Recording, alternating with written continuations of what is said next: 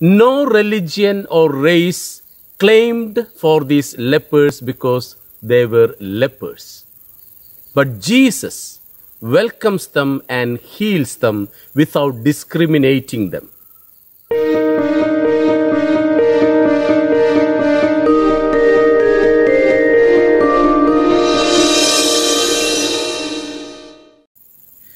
Dear friends in Christ's love, today I would like to reflect with you the Gospel of St. Luke, chapter 17, verses 11 to 19. This passage focuses on the importance of gratitude. The Gospel takes place today in the region of Samaria, Galilee, where you have the mix of Samaritans and Jews. Today we see those 10 lepers come together to Jesus for their healing.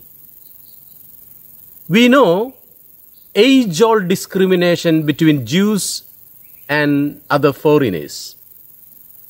But we understand these 10 lepers come together to Jesus and they were of different races. I remember at this moment a motivational speech that I listened to recently. It says, a man claims, according to his religion, he claims God, he claims groups, he claims society, he claims animals, etc. But so far, no religion has claimed any sickness. We are undergoing a pandemic, COVID-19 today. No religion has claimed that this sickness belongs to our religion alone. The same way, today's gospel speaks about these 10 lepers come to Jesus without any discrimination of their race or languages. No religion or race claimed for these lepers because they were lepers. But Jesus welcomes them and heals them without discriminating them. Jesus must have been surprised to see a Samaritan coming to him in gratefulness. Because Samaritan understood that Jesus healed him.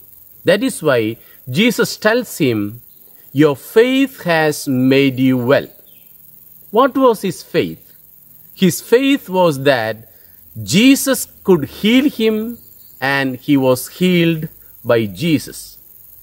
All the other ones took their healing for granted and they did not come in gratitude to Jesus. Yes, dear friends, many a times we entitle the blessings and comforts that we enjoy in our lives to our own merits and we take them for granted, forgetting the mercy and blessings are from the Almighty God. But we need to understand that the only God will be close to us when we are in troubles and difficulties.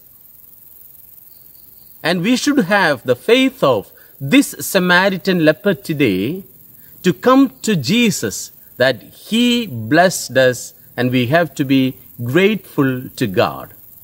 Thus we understand the joy and comfort that we enjoy and experience in our day-to-day life, in the life of our family, in the life of our community, is founded by the gratitude that we have towards the Almighty God, because God provides us everything. May the Word of God today redeem us to be grateful to the Lord all throughout our lives. Amen.